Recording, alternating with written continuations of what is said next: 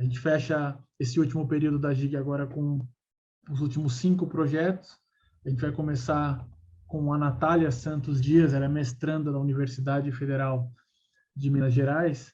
A gente vai fazer primeiro um rápido teste, você já pode começar a projetar o seu trabalho, Natália, que é Política Editorial para Fãs, como a Wiki TV Tropes regula sua produção. Então, é o trabalho da Natália, vai começar daqui a pouquinho, olha, já funcionou. Pode começar, então? Pode começar. Bem-vinda à GIG, uma boa apresentação para você. Você tem 10 minutos. Muito obrigado pela presença. Obrigada. Boa tarde. Como eu mencionou, eu sou mestranda na Universidade Federal de Minas Gerais. O meu trabalho ele tem como título Política Editorial para Fãs, como a Wiki TV Tropes regula sua produção. Eu faço parte do grupo REST. E o TV Tropes ele é um wiki, portanto, é um espaço no qual qualquer usuário pode editar as suas páginas. E eu creio que a maneira mais fácil de explicar a proposta dele é contando justamente como ele surgiu. O TV Tropes ele foi criado em 2004, mas a ideia para o surgimento dele, ela começa a ser organizada no final de 2003, que foi a partir de uma conversa que aconteceu no Buffistas, que era uma outra wiki, só que dedicada à série Buffy the Vampire Slayer. E nessa conversa, um usuário perguntou se existia algum lugar na web com uma lista com todos os temas, ideias e convenções recorrentes na cultura pop.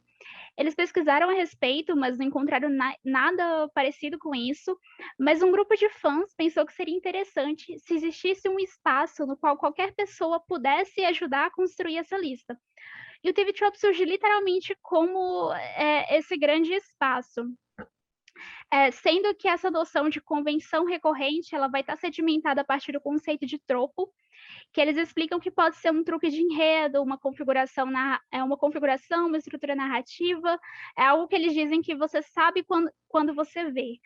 Mas para trazer alguns exemplos, por exemplo, o trunk shot, que é esse tipo de filmagem que a câmera está dentro de um porta-malas, ficou muito popular a partir dos filmes do Tarantino, mas é um recurso estilístico que a gente vê espalhado em diversas obras do cinema, ou um tipo de personagem, como a Final Girl, que é aquela última garota que sobrevive num filme slasher e vai confrontar o assassino no final. Qualquer padrão espalhado em qualquer coisa que possua uma narrativa é aceito no TV Tropes.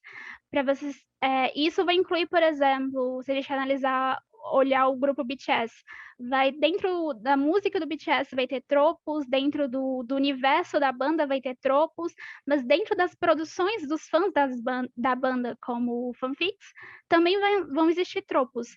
Então, tudo isso ele vai ser catalogado pelo site. Na Wiki, cada tropo ele vai ganhar uma paginazinha com uma definição. E essas pastinhas em que cada um vão adicionando os exemplos. A Hugnes, que é uma autora, ela é da Universidade de Budapeste, que fez uns estudos sobre o TV Tropes, ela identifica pelo menos 4 tipos de análise dentro do site, que são de classificação de tropos, padrões de tropos, evoluções de tropos e recepção de tropos. E o meu trabalho está principalmente concentrado nessa questão dos padrões entre esses tropos, que é esse processo que a Wiki faz de identificar padrões dentro da produção deles, eles chamam de tropos sobre tropos.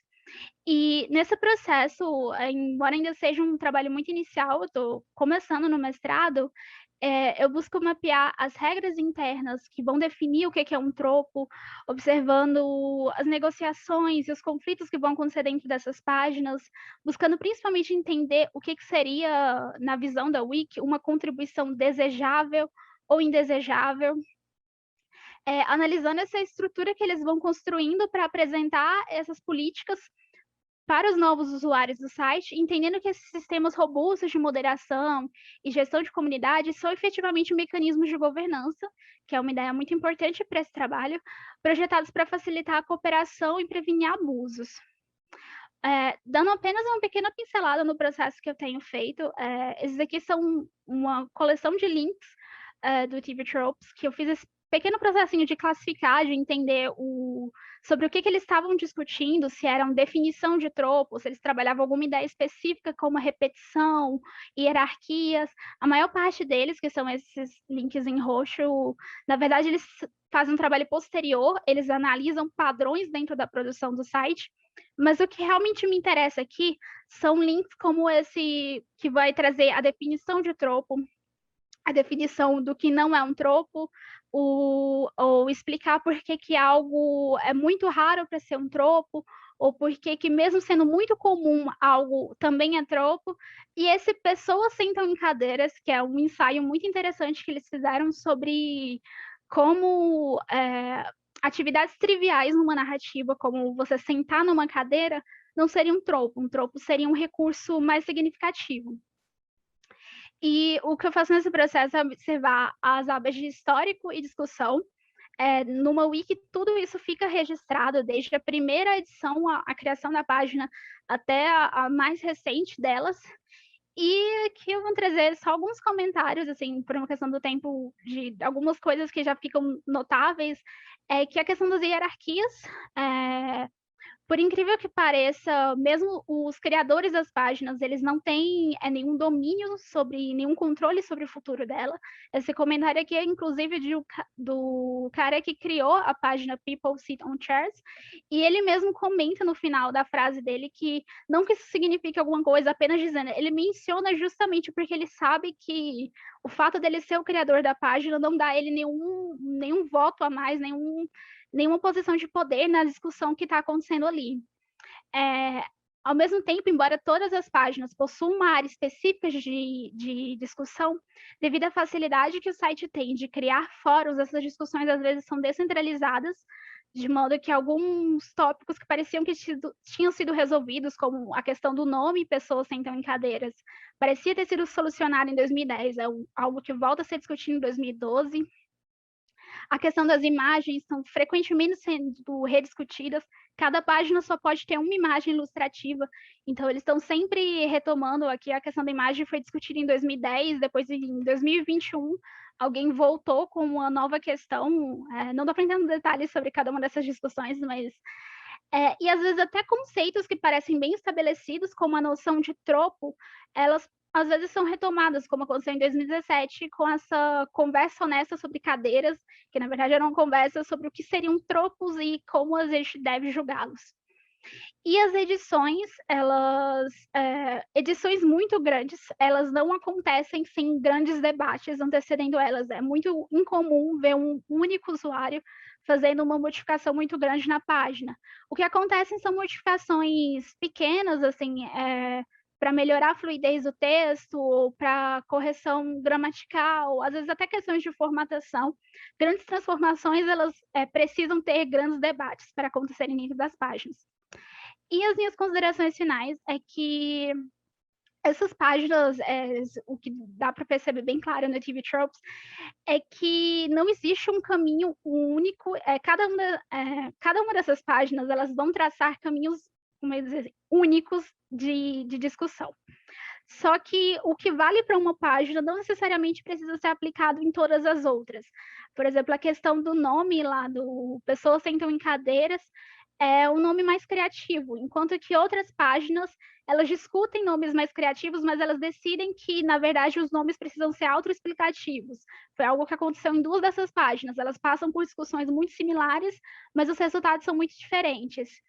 E um problema, mas ao mesmo tempo das coisas interessantes de se estudar a Wiki, é que esse meu recorde de 5 páginas rapidamente escalou para uma montanha de mais de 80 links. Então, assim, uma das coisas interessantes, você não sabe para onde a pesquisa vai te levar, mas ao mesmo tempo complicada pela quantidade. E, por fim, essas são as minhas referências. Os links do TV Tropes não deu para colocar todos aqui, eu tive que sedimentar muitas ideias, mas se alguém quiser conferir, tem um documento com todos eles. E é isso, se tiver qualquer dúvida ou contato, por aqui. E é isso. Legal, muito bom, Natália. Muito obrigado. Que volume de análise, hein? Quanta informação. Muito legal. Parabéns, viu? Parabéns pela sua pesquisa. Obrigada. A gente segue agora, então, com a segunda pesquisa desse painel. É da Fernanda Ribeiro Comino. O nome da pesquisa é A Hallyu em Rede. Fernanda, bem-vinda a GIG. Bom, meu nome é Fernanda e eu vou falar para vocês um pouquinho sobre a minha pesquisa de iniciação científica, que o nome dela é Hallyu em Rede, tá? Bom, como foi comentado, meu nome é Fernanda, eu sou estudante de Relações Públicas no 8º semestre. Minha iniciação científica, ela é contemplada com a bolsa PIBIC, né? E eu estou sob a orientação da professora e doutora Annalise Capim. Eu também faço parte do grupo de pesquisa Rizomídia, que foi formado na Universidade em Morumbi também. E o meu projeto de pesquisa, ele teve início no final de 2020, né, em dezembro, e tem a previsão de término para esse ano, no final também, em dezembro. Antes de eu começar a contar um pouco sobre a minha pesquisa, eu quero esclarecer esse termo, né, que é Hallyu, ou onda coreana, na tradução literal, que é o termo utilizado desde 1980 para narrar o fenômeno de exportação de produtos culturais oriundos da Coreia do Sul. Então, todo produto original da Coreia do Sul engloba aí, faz parte da Hallyu. Primeiro, eu vou contar, antes de começar a contar sobre a minha pesquisa, eu vou falar um pouquinho sobre a minha trajetória pessoal até o tema, que começou ali em 2014, mais especificamente com K-pop. Eu comecei a estudar K-pop naquela época, eu tinha 14 anos, e só em 2019 que eu entrei para um fandom, que é o ARMY, e é do grupo BTS, né? E por ser um pouco mais velha, ter 19 anos, muita gente falava, nossa, mas você gosta de K-pop, você não tá muito velha para isso, ou você, por que você gosta disso? Eu já estava na faculdade, todo mundo achava estranho. E foi aí que a Hallyu faz parte da minha vida e o estereótipo também. E eu comecei a me perguntar por que a diferença de tratamento dos gêneros quando dentro de um fandom. Por que um homem pode gostar de futebol e uma mulher ser taxada como histérica, enfim, dentro de um fandom. É então que o meu objetivo objetivo, no caso da pesquisa, é compreender a circulação e a recepção de representação sobre o fenômeno cultural conhecido como Hallyu, em conteúdos audiovisuais publicizados em plataformas de rede social e compartilhamento de conteúdo com destaque para o YouTube. Ou seja, a gente quer compreender a representação de estereótipos, como eles são formados para fãs dessa cultura. Um pouquinho sobre o referencial teórico que a gente tem usado e os principais eixos e fontes. Ele foi dividido em 3 partes, que seria a Hallyu, a cultura digital e a representação e estereótipo. Na Hallyu, a gente tem como referencial teórico a Yuna Kim, a Daniela Mazur, a Cristão Urbano, Mayra Araújo. Para a cultura digital, a gente tem usado bastante Pierre Levy, Raquel Ecoeiro, Manuel Castells, e principalmente os conceitos de convergência e fandom do Henry Jenkins, tá? E, por fim, a representação e estereótipo, a gente pretende usar, né, os conceitos de representação social do Stuart Hall e do Sergei Moscovitch. Aqui nos procedimentos metodológicos, nós também dividimos em 3 etapas, né? Que, no caso, é um mapeamento, né, desses vídeos de YouTube que, como eu falei, acionam essas representações de estereótipos e acerca dos fãs de K-pop, né? Depois a gente parte para uma análise desses conteúdos, né? E qual a recepção e circulação, enfim, que esses vídeos que saem do YouTube têm nessas comunidades de fã do Twitter, que é onde a maioria, enfim, participa, né? A rede social que tem mais atividade.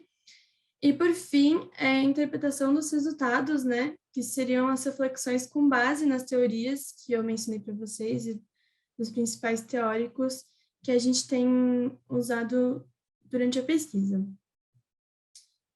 No corpus da pesquisa, eu separei 3 principais nomes que a gente vai usar aí para essa análise, que é o do Cauê Moura, que ele fez alguns tweets inferiorizando fãs de K-pop.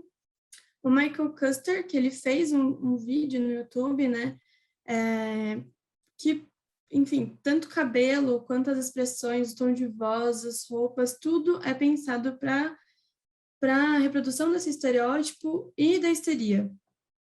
E o Orochi, que ele é um youtuber também, ele comenta sobre a pressão estética que os idols, né, que são os membros dos grupos, sofrem dentro dessa indústria, mas ele acaba usando expressões xenófobas ao se referir a integrantes do grupo BTS.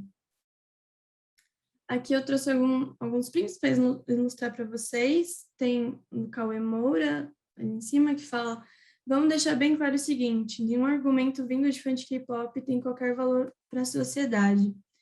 Ele falou isso ali em 2018.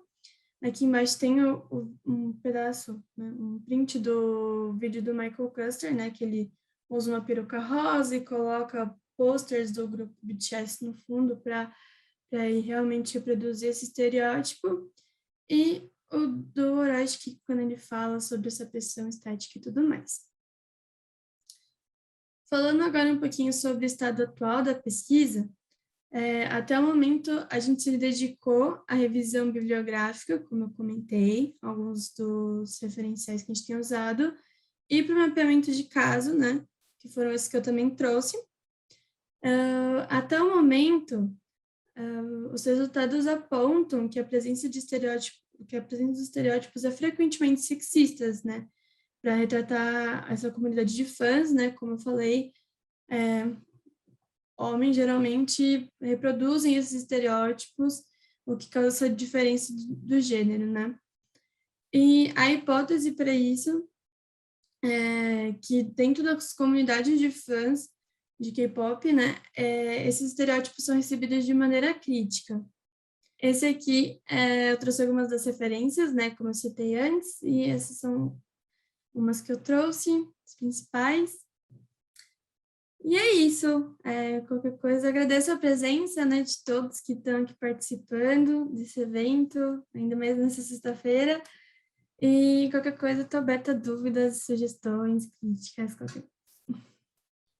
Muito bom, Fernanda. Muito obrigado pela participação. Obrigado e parabéns pela pesquisa, bem interessante. E como você destacou, sexta-feira realmente é fato, amor à pesquisa aqui, né? Muito legal. Já vi agora que a Valéria Guerra já colocou a pesquisa dela por aqui. Eu vou fazer uma breve apresentação. Agora a gente vai ouvir os resultados aí e um pouco mais sobre a pesquisa das cartas, as mídias sociais, a cultura da participação dos fãs no universo dos super-heróis da Marvel, da Valéria Guerra, pesquisadora. Valéria, bem-vinda à GIG. Eu queria me apresentar. Eu sou doutoranda do PPG-Com da Anhembi Morumbi, sou orientada pelo professor Daniel Gambarro, faço parte do grupo de pesquisa do GEMA, que é o grupo de estudos de experimentações mediatizadas em audiovisual. Depois de um longo e tenebroso inverno, eu volto para o doutorado depois de 10 anos no meu mestrado, e o projeto que eu estou estudando é um projeto relacionado à Marvel, onde a gente vai buscar entender se a inteligência artificial vai poder ser usada para recriar as narrativas da Marvel e principalmente do Stan Lee, no que diz respeito à criação dos personagens dos multiversos transmediáticos. A boa notícia disso é que depois de ouvir o Scolari ontem eu fiquei um pouco mais animada na vida. Então, eu peço desculpas já de antemão, porque esse trabalho ele foi feito em cima de um dos artigos desse processo de pesquisa. Ele ainda está bastante incipiente, mas enfim, vamos lá.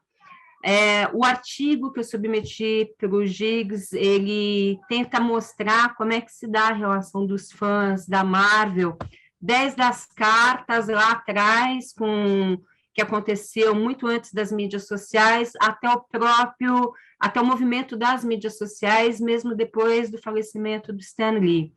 E aí a pergunta é, quais são as percepções e as motivações dos fãs, no sentido de buscarem sempre essa interação com a Marvel? Dentro disso, a gente vai tentar percorrer um pouquinho desse caminho da participação dos fãs e como é que eles estão se apropriado dessas relações da Marvel, dos seus personagens, enfim. Para esse trabalho, eu acabei fazendo uma série de pesquisas bibliográficas e tentando evidenciar algumas percepções de narrativas da Marvel com os fãs, enfim. Uma das coisas que é uma das grandes dificuldades nesse trabalho é separar a pesquisadora da fã. Isso é uma coisa ainda bastante complicada na vida, mas, enfim. Onde a coisa começa? A coisa começa justamente pela curiosidade de como que o Stan Lee sempre se buscou estar perto dos fãs, muito antes daquele negócio da moda das redes sociais, onde a gente tem essa tendência a se aproximar com o fã. E já naquela época, lá atrás, em 1960, a Marvel buscava publicar pequenos textos no final das revistas, tentando dialogar com esses fãs. Segundo Trucker, essa comunicação que o Stan Lee fez e conseguiu conectar com os fãs fez tanto sucesso que a DC tentou copiar esse mesmo movimento sem grandes sucessos. Quando o Stan Lee buscou essa conexão no comecinho, ele usava essa conexão através desses soapbox, que eram basicamente esses boletins que ficavam no finalzinho da revista, aonde ele dava conta de buscar esse ambiente de diálogo com a Marvel e os fãs.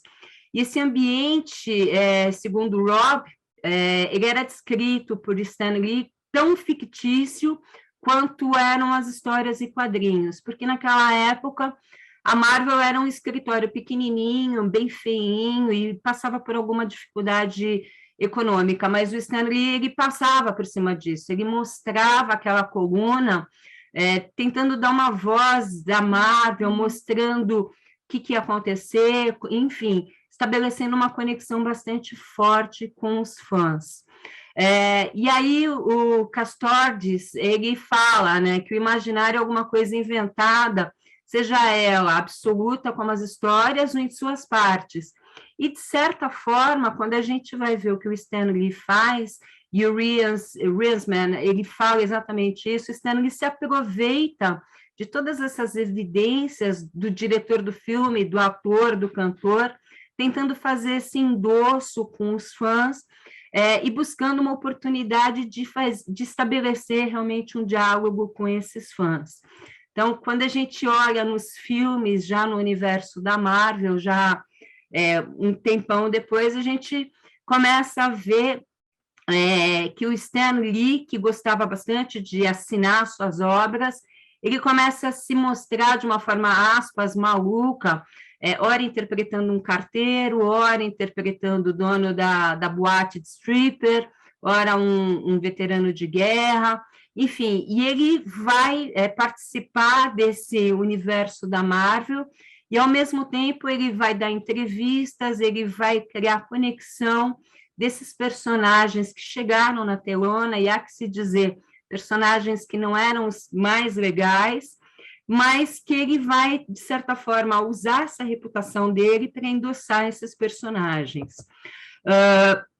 Quando a gente começa a analisar isso, algumas discussões elas saltam à vista, principalmente porque naquela década de 60, o Stan Lee, ele se mostrava bastante prolífico no sentido de produções, tudo era assinado por ele, tudo era feito por ele. Hoje a gente sabe que o Stan Lee era um grande editor e não tão, talvez, um grande escritor, mas seja como for, essa percepção de realidade ao redor dessas questões que o Stan Lee trazia através dos seus personagens, garantiam uma certa autenticidade no trabalho, e ajudavam a Marvel a estabelecer uma imagem inclusiva, muito mais acolhedora e muito conectada com os problemas do mundo real, principalmente daquela época.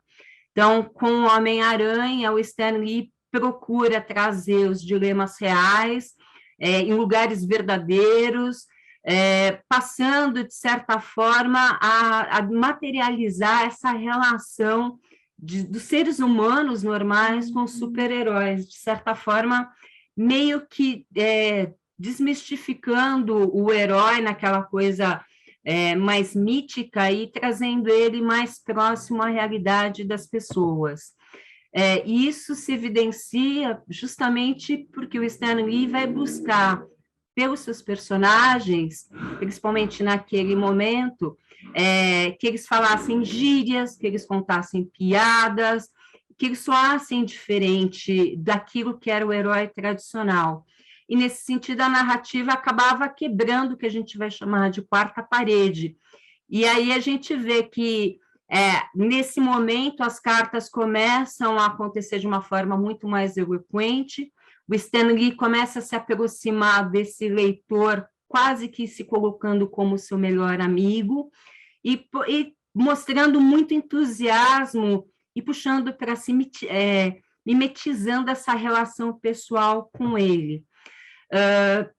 E aí, dentro de um documentário que chama Marvel por Trás das Máscaras, esse documentário é bem bacana porque, principalmente quando a gente vê a movimentação da Marvel agora, no sentido de trazer heróis negros, heróis discutindo identidade de gênero, muita gente nas mídias sociais fala, nossa, agora o Stan Lee está tremendo nas bases, ele está trepidando na tumba, enfim. Mas nesse documentário a gente vê algumas declarações do próprio Stan Lee no sentido de trazer e abrigar algumas questões que já eram lá atrás, em 1960, discutidas. Então, eu trouxe alguns diálogos dele, por exemplo, esse que eu coloquei na tela, que é o Pense Comigo. É hora da filosofia. A natureza humana não muda, é o ambiente. O fato é que o mundo está mudando muito e produzindo novas regras a cada vez que você pisca. Nenhum de nós é diferente. Todos queremos a mesma coisa da vida: segurança, diversão, romance, amizade e respeito. E aí, essa mesma fala vai ser usada depois, com Stan Lee morto, para o lançamento de Eternos, e isso vai, de novo, causar uma certa movimentação nas mídias sociais, enfim. Bom, essa explicação das mídias lá atrás, offline, para as mídias sociais, o Scolari ele vai defender que essa necessidade da gente, da cultura participativa, faz com que as pessoas acreditem que as suas contribuições são importantes e que existe um certo nível de conexão social um com o outro. E o Jenkins vai mostrar que nessa convergência os fãs passam a se tornar caçadores ou coletores de informações, buscando reunir fontes de informação, trazendo uma nova síntese para as histórias e uma, de certa forma, ressignificação. Vou estourar em 2 minutos, tudo bem, Guilherme?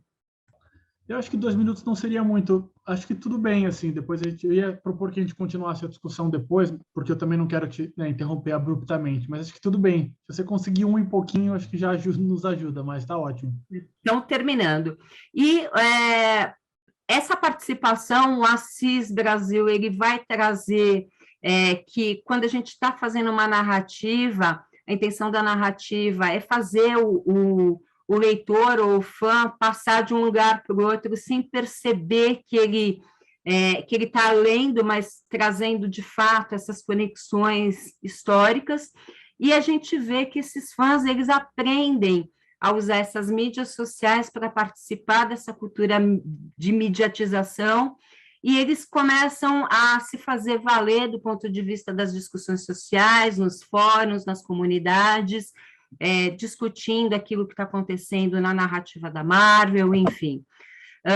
Como considerações finais, como eu busquei centralizar isso bastante na figura do Stan Lee como esse catalisador, O Stan Lee se mostra como uma espécie de Moisés, entre aspas, aonde ele tenta buscar, ele salva, de certa forma, o gênero dos HQs, e ele acaba acolhendo esse novo mundo de entretenimento que a gente vê hoje e que é tão promissor.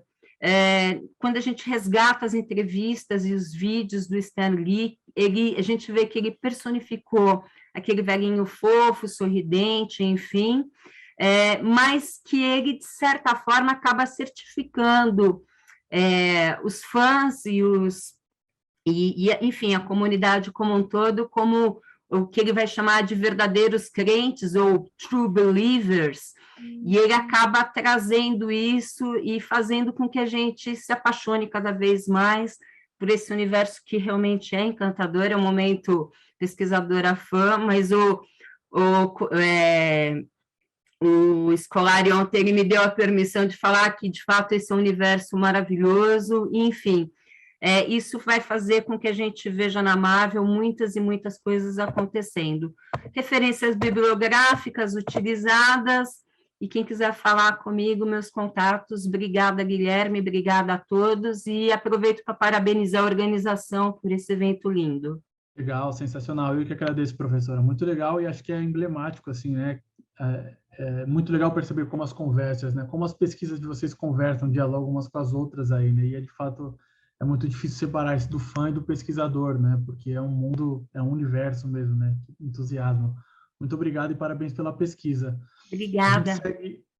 A gente segue agora com o projeto da Bruna Santos, também, né, dialoga muito com o que a gente tratou até aqui no nosso painel, que é projeto de prototipagem de um site aplicativo, catálogo de produções audiovisuais do leste asiático.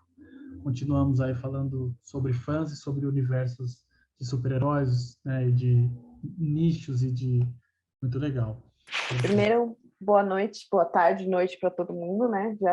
Estão quase terminando aqui. Eu queria agradecer a todo mundo e parabenizar pelo projeto, né, do Gêmeos. E foi ótima semana. Então, me apresentando um pouco, meu nome é Bruna, eu sou formada em design gráfico e atualmente eu faço o curso de especialização de produção de conteúdo audiovisual de múltiplas plataformas da UFSCar. E eu vou apresentar para vocês um pouquinho do que é o meu projeto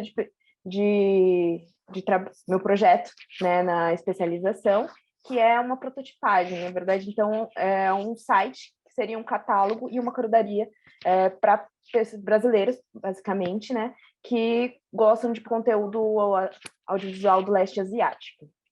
Deixa eu ver se eu consigo. Enfim, aí. Então, falando um pouquinho da justificativa, como o Fernando já falou da Hallyu, né, Hallyu é uma onda de conteúdo, na verdade é a Coreia do Sul tentando conquistar o mundo através do soft power, principalmente com a cultura, então K-pop e os K-dramas. Então esse trabalho partiu principalmente dessa parte que é os K-dramas e os dramas. A gente tem no Brasil muitas pessoas que assistem e utilizam esse tipo de conteúdo, mas ainda é muito difícil de você precisar e buscar. Então, a partir disso, surgiu a ideia do projeto, né? Então, essa onda chegou no Brasil com bastante força, né? E está cada vez mais pessoas utilizando e tendo dificuldade de achar esse tipo de produto. Falando assim, um pouquinho das circunstâncias e como eu cheguei a esses números, no Brasil, hoje, é o terceiro maior país que cresceu a quantidade de pessoas que consomem, por exemplo, K-dramas, né, que são novelas, para quem não conhece, asiáticas, especificamente da Coreia do Sul, mas pessoas que assistem K-dramas geralmente costumam consumir outros tipos de produtos audiovisuais da Ásia também. Então, numa entrevista, uma matéria do Queiroga, que saiu esse ano na revista O Globo, ele conseguiu alguns números. Então, numa pesquisa feita pelo COCA, que é eu esqueci o nome, gente, desculpa, mas é uma instituição coreana, o consumo de K-dramas, especificamente, subiu 56% em relação a mundial, né, em relação à pré-pandemia, e no Brasil, especificamente, foi o terceiro país que mais aumentou essa quantidade de consumo de dramas.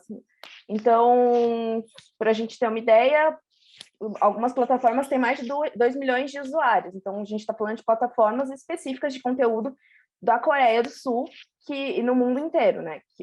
Então sai um pouco do eixo eurocentral, né? Estados Unidos e Europa, e esse tipo de conteúdo está crescendo muito. Então, um exemplo, né, que eu acho que é perceptível mesmo para quem não consome, é, por exemplo, o Netflix. O Netflix hoje contém mais de 286 produtos do leste asiático, tendo uma seção específica, né, de TV asiática, que eles chamam. Então, entre esses produtos, você acha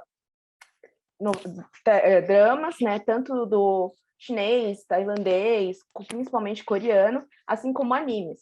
Então, totalizando animes e dramas, tem em média 430, que está crescendo cada vez mais. Além do Netflix aqui no Brasil, formas oficiais, a gente tem mais 2 streamings, que é que eu vou mostrar aqui para vocês, que é o Cocoa e o Viki. O Viki tem produções além da Coreia do Sul, de alguns outros países, né? Como o Japão, muita coisa chinesa e tailandesa, e o Cocoa é específico da Coreia do Sul. O Cocoa é uma plataforma que juntou 3 emissoras da Coreia do Sul e fizeram essa plataforma. Para ter a noção do poder dos usuários e brasileiros, o Cocoa não estava no Brasil, teve um baixo-assinado de brasileiros solicitando que a plataforma começasse a entrar no Brasil, e através desse baixo-assinado eles resolveram implementar e colocar o Cocoa no Brasil com legendagem em português. Então, o objetivo da plataforma em si é um guia onde você consegue achar esses projetos. Hoje em dia já existem alguns apps, aplicativos nesse sentido, que seria, por exemplo, o JustWatch, My Dramalist e outros, porém, nenhum deles, não é que não funciona, eles não têm filtros tão adequados para o público que gosta de consumir esse tipo de produto.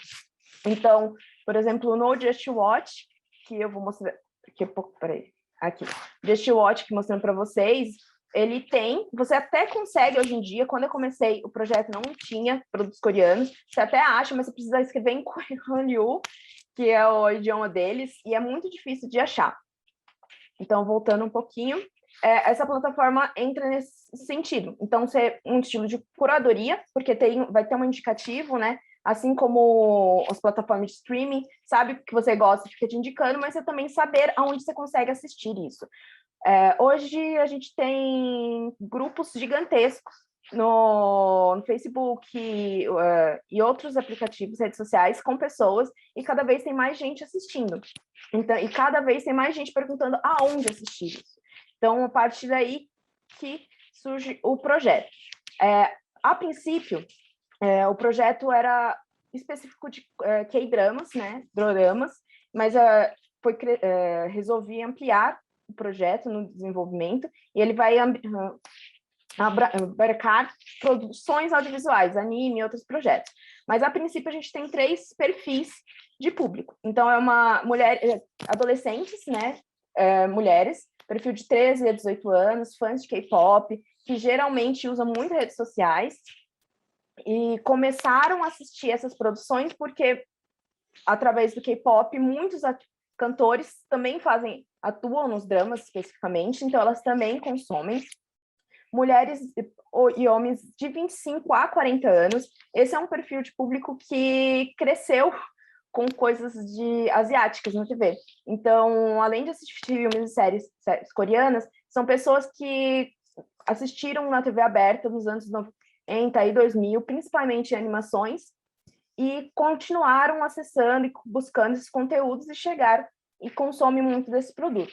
E um terceiro perfil, que é um pouco, provavelmente um dos públicos que mais utilizaria esse projeto, são pessoas acima de 55 anos, especificamente mais mulheres, que esse é o meu público-alvo, que começaram agora a assistir, seja introduzido por filhos ou por indicativo do Netflix, que acabou assistindo, e hoje consomem muito. Então, elas são o tipo de pessoas que mais têm dificuldade de achar esse tipo de produto. Então, a intenção do aplicativo é sempre ajudar, né? Para atender a demanda dos usuários, esse aplicativo vai ter, além da indicação, o redirecionamento. Então, a pessoa consegue escolher qual é colocar lá, buscar o que ela quer e saber aonde ela vai conseguir assistir, além de ter dentro do próprio aplicativo listas. Então, a pessoa vai poder criar listas pessoais com o que ela já assistiu, o que ela não assistiu, além de ter comentários.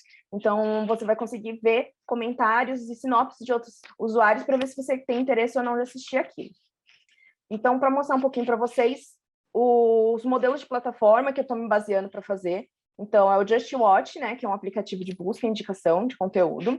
O Chipu, que é um aplicativo brasileiro de conteúdo, então eles têm muita indicação e blogs. O Movebase, né, que também é de indicação. E aí o Viki, que é uma dessas plataformas que eu comentei com vocês. Além dessas, a gente tem alguns... esse público consome muito através de outras plataformas sem ser streamings oficiais, que são fansubs e Telegram. Já deu meu tempo, né? Então, rapidinho, só para finalizar ainda tem um minutinho. Um minutinho, tá. Então, só para finalizar com vocês, como eu falei, o projeto ainda está em desenvolvimento, mas, a princípio, essa seria o mapa de navegação de interação do aplicativo. Então, além dessas listas, ele contaria com filtros específicos para esse tipo de público, filtros que geralmente não tem, que é, por exemplo, o país de origem. Pessoas que assistem dramas querem escolher o drama pelo país que ela quer assistir. Então, ela quer assistir uma coisa japonesa, quer assistir uma coreana, até na animação ou nos filmes. E a maioria dos aplicativos de busca e indicação hoje em dia não tem esse tipo de filtro.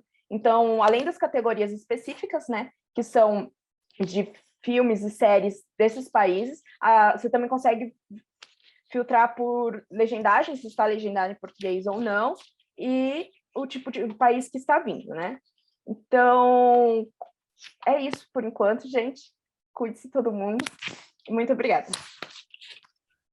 Muito bom, Bruna. Parabéns pelo projeto, aí, por toda a estética que você já criou, por esse desejo aí de cuidar para todos nós. Então, a gente vai agora, né, para o nosso último grupo, a última apresentação aí do dia do nosso seminário. Eu queria agradecer a todo mundo novamente. A apresentação do trabalho da Larissa Rodrigues Natalino, orientada pelo professor Carlos Perniza Júnior, cujo título é Mobilizações Transmídia por meio de hashtags. Estudo de caso. Então, boa tarde, meu nome é Larissa.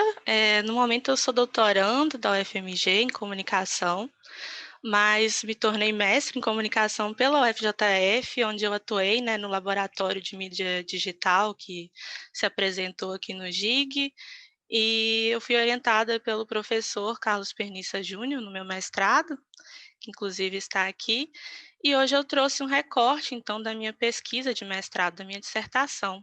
Eu vou focar mais nos resultados, né, que eu tive com a minha análise, já que a gente não tem tanto tempo. Então, essa pesquisa ela nasce a partir de um questionamento de como é concebida a lógica transmídia de hashtags que marcam protestos feministas e de que forma as discussões levantadas por ela se transpõem para diversos âmbitos midiáticos e sociais como uma expressão do movimento feminista. E essa minha pesquisa ela surge com uma grande relevância pessoal para mim, considerando também o contexto político que a gente se encontra, onde existe cada vez menos investimento para grupos vulneráveis, né, inclusive as mulheres, e as questões de igualdade de gênero no Brasil ainda representam um grande problema. Além disso, eu acho que estudar movimentos de resistência também é uma forma de resistência. E para o campo da comunicação, ela traz um pouco uma visão inovadora ao trazer essa perspectiva da transmídia aliada à questão do ativismo, além de se investigar aí a circulação desses protestos em ambientes midiáticos. Então, aqui eu vou passar bem rapidamente, mas na minha dissertação eu construí 3 capítulos teóricos, e o primeiro deles é Luta e Resistência Feminista. Eu trago um panorama histórico e global do movimento feminista, por meio de autoras como a Simone de Beauvoir, a Bell Hooks, a Angela Davis, e trazendo também sobre protestos brasileiros atuais, a partir do livro Explosão Feminista, da Buarque de Holanda. E também desenvolvi um estado da arte em mídia e ativismo feminista. O segundo capítulo, eu desenvolvi uma reflexão conceitual quanto ao tema de existe ativismo transmídia? Que, como eu disse, não é normalmente abordado, né, essa abordagem de ativismo relacionada à transmídia. E aí eu trouxe algumas experiências que aí mais consolidadas de jornalismo transmídia, que já trazem essa experiência de convidar a ação e dar luz a temas sociais importantes. E eu encontrei também, né, um artigo na Gêmeos, da Gregolin, de 2012, em que ela faz um apanhado, né, sobre o ativismo transmídia, que traz uma definição que eu achei bem interessante, que seria, então, esse fenômeno que permite a criação de grupos virtuais com interesses em comum, que vão utilizar diversas plataformas para contar suas histórias, narrativas e convidar as pessoas a fazer parte de uma causa, de uma luta social, inspirando uma mudança mesmo. E também um último capítulo teórico que eu trouxe seria uma junção desses aspectos de gênero aos de comunicação, então mobilização feminista em rede, em que eu trouxe os conceitos da professora Raquel Recuero ao estudar sobre os elementos e as definições das redes sociais digitais. Também abordo, a partir do Di Felice, a questão do netativismo e discuto também o espaço da mídia e as relações de poder pelo Bourdieu e mediatização, com os autores Braga, o Javard e o Fausto Neto.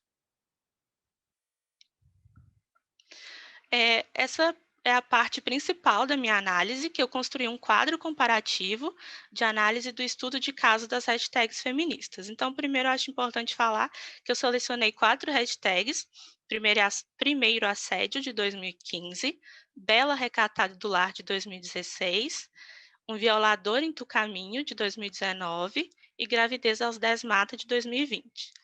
Então, o meu trabalho, a partir dos capítulos teóricos, eu defini algumas categorias de análise que estão presentes nesse quadro, e a partir daí eu fui estudando cada um desses casos de forma específica, mas no fim eu agrupei todos eles neste quadro, que foi possível perceber, então, todas essas especificidades e também as similaridades que esses casos apresentaram.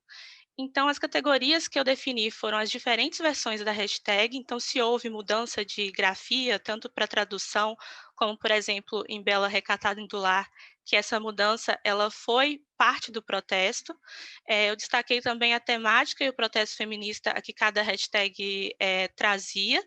Se houve e se foi possível medir uma dimensão transmídia e como isso se expressou, a relação direta a manifestações nas ruas, então, a partir da análise de cada caso, se foi possível traçar essa relação, e também se houve associação a outras hashtags feministas.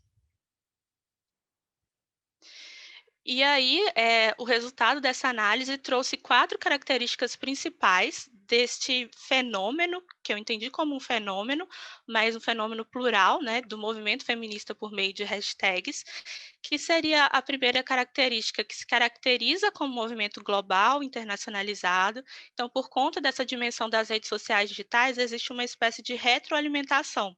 Então, muitas vezes as redes são utilizadas para chamar as pessoas para participarem de protestos nas ruas, mas também, ao elas estarem naqueles protestos, elas fotografam, filmam, e aquilo volta para as redes sociais e inspiram protestos em outros lugares de outros países, outros lugares do mundo, né? A segunda característica é que os protestos mais populares, eles acontecem como reação a um acontecimento específico. E muitas vezes é uma demonstração de ser a favor ou contra um caso. Entretanto, foi possível observar que nesses casos também, apesar de se começar de um caso específico, esses protestos eles se expandem para demandas mais gerais do movimento feminista, que já vem sendo reivindicadas há muito tempo. E também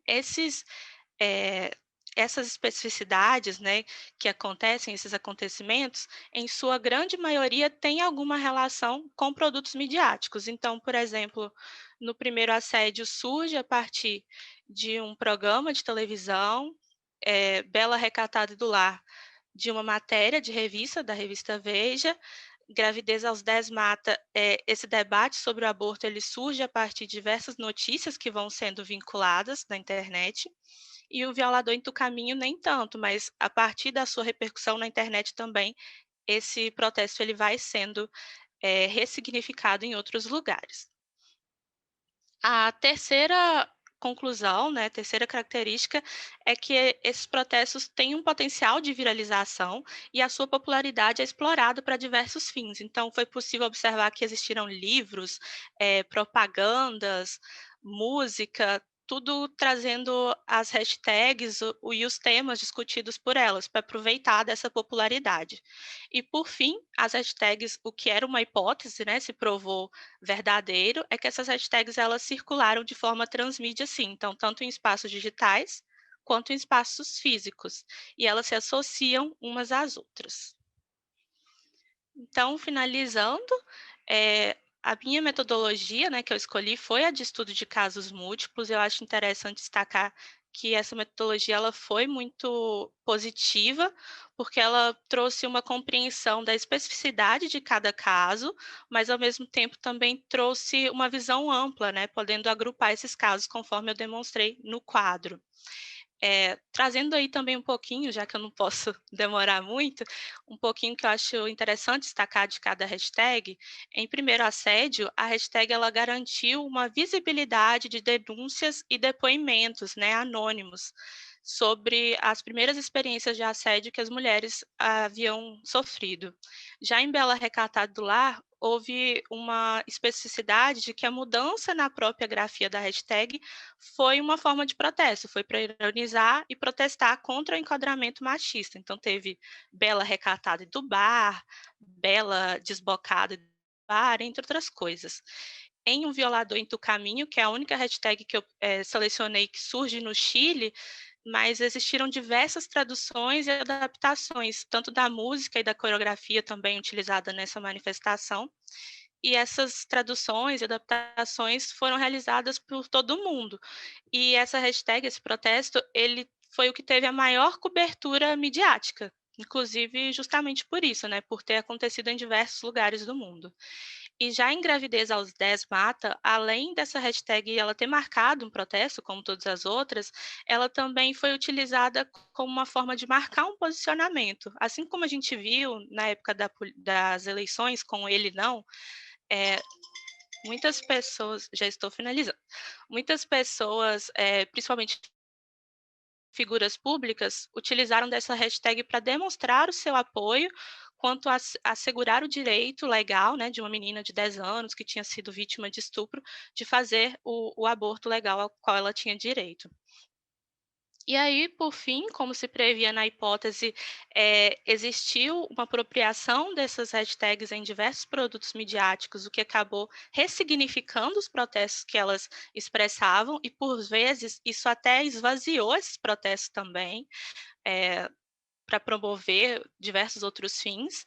E a partir desse quadro comparativo de toda a pesquisa realizada, também se confirmou uma outra hipótese, de que a partir desses protestos, né, por meio de hashtags, essas discussões feministas puderam ocupar outros espaços além daqueles que normalmente são abordados, físicos e digitais, influenciando assim também nos processos sociais e dessa forma apresentando novas possibilidades de alcance ao feminismo.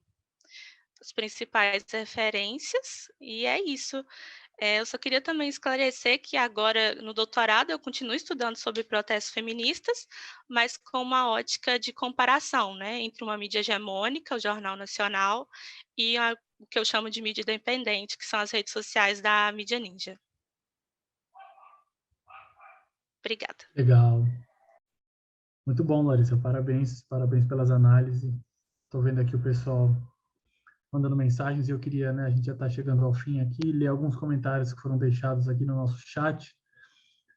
A Rosângela, vendo a pesquisa de vocês, falou, olha, oi, Fernanda, parabéns pelo tema, estudo feminino desde a graduação e terminei o doutorado. Se quiser trocar figurinhas, e passou o e-mail dela. E a Natália disse para todo mundo, foi uma ótima apresentação, Fernanda, sempre um prazer ver Armes nas pesquisas. Larissa, para todos também, muito boa mesmo, impressionante como há muito tempo qualquer produto ou artista popular entre adolescentes e meninas vira alvo de críticas e preconceito. A Rosângela respondeu, isso vem muito antes da escola, criança e seu meio familiar começam a ver as diferenças ou não entre os sexos.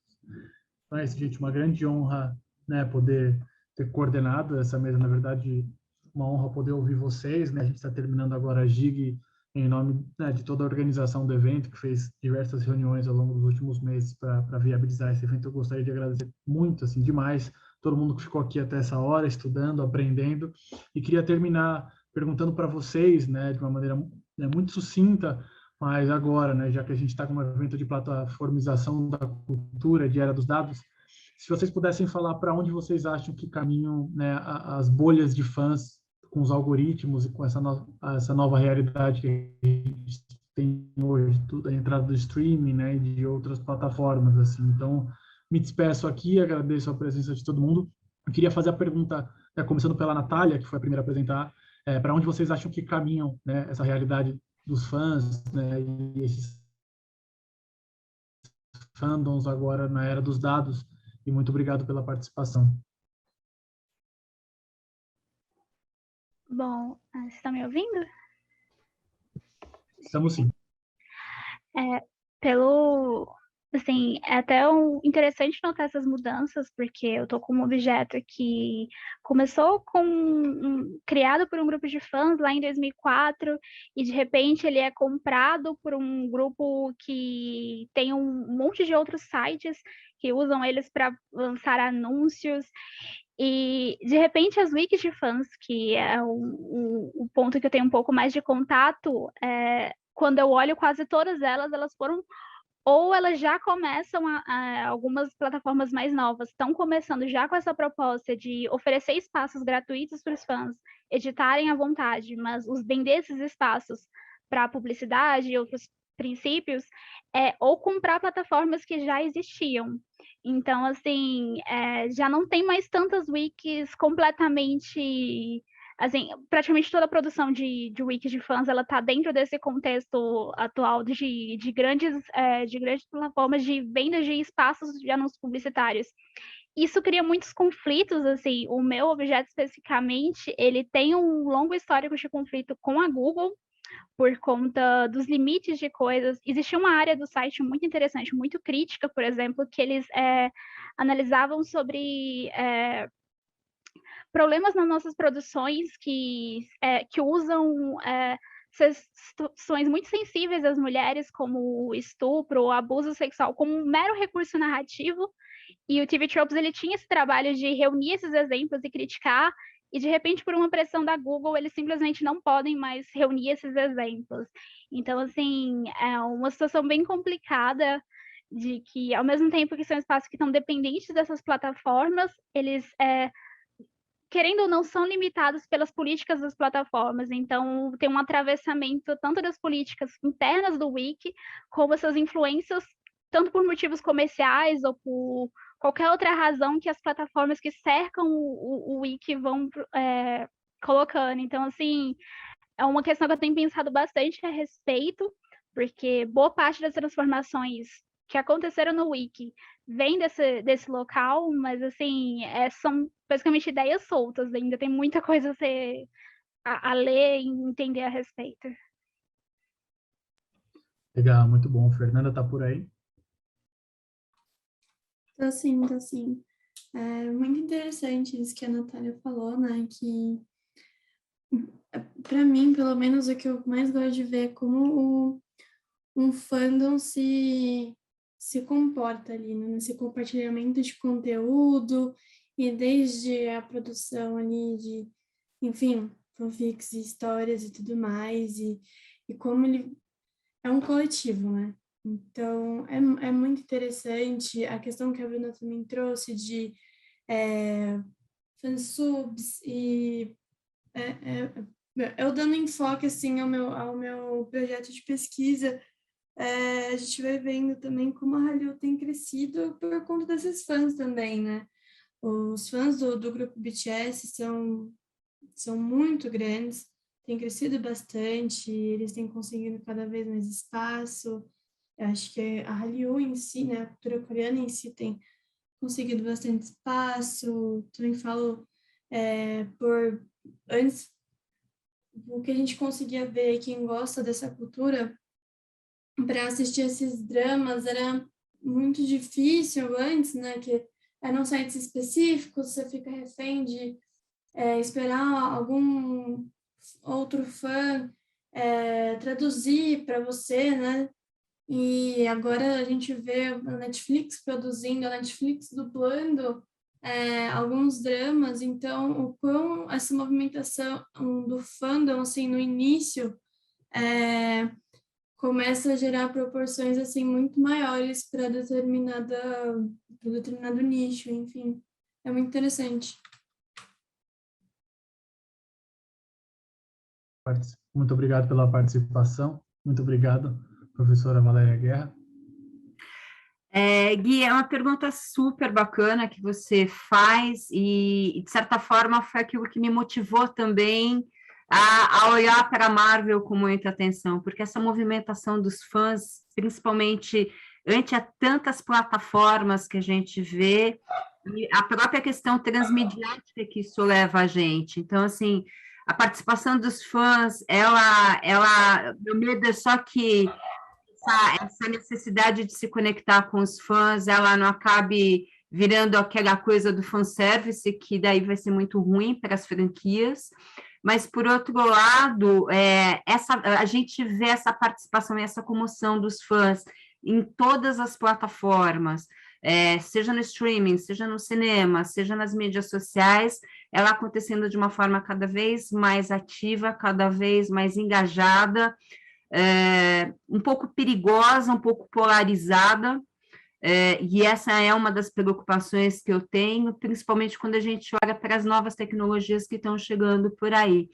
Mas, sem dúvida, eu não consigo mais enxergar o mundo sem audiência e sem fãs. Isso é uma percepção que, ao longo do tempo, eu já vinha estudando desde a época que eu estudava transmídia 10 anos atrás, e cada vez mais eu acho que isso é uma grande tendência. Queria agradecer a vocês, porque está genial esse negócio. Valeu! Que bom que vocês estão gostando. A gente também deu muito trabalho, mas a gente gostou muito de apreciar e aprender demais. Bruna? Concordando com tudo que já foi falado, sim, na verdade, os fãs se apropriam, né? Então, vai ter os fãs se apropriam de todas as redes e utilizam isso a favor deles. Então, acredito que, assim como a professora Maria Guerra, a Valéria Guerra falou, a Natália, as meninas, tem essa questão do fanservice um pouco, né? Isso da Hallyu é muito forte, fanservice, né? Que a Fer estava falando, principalmente no K-pop. Mas, independente de ser Hallyu, todos os fãs acabam se apropriando de todas as redes para utilizar e falar do seu objeto de interesse. Então, especificamente dos dramas, que é o que eu estudo, você vê, ou não só drama, que nem também mangá, manhwa, tudo. Tipo, tem no Netflix, tem no Cocoa, tem tudo quanto lugar.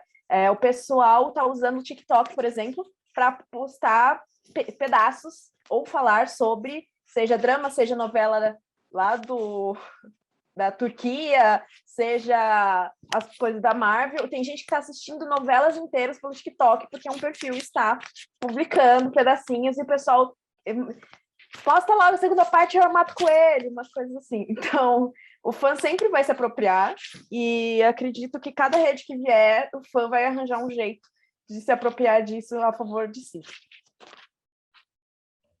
Legal, muito obrigado pela participação. Larissa está por aí? Sim. Vou trazer um pouquinho mais para a minha realidade, que eu não tenho trabalhado, né, tanto com fãs, mas uma discussão que eu tenho até feito no doutorado agora, estudando a mídia ninja, que eles têm muitos seguidores, né? São mais de 5 milhões de seguidores, se eu não me engano, e a gente tem discutido, assim, né? Quem são esses seguidores? Também são ativistas, são públicos, são fãs, e ao fazer também essa análise de conteúdo, do que eles têm colocado ali dentro, existe um compartilhamento de conteúdos de ativismo que faz mais sucesso do que outro tipo de conteúdo.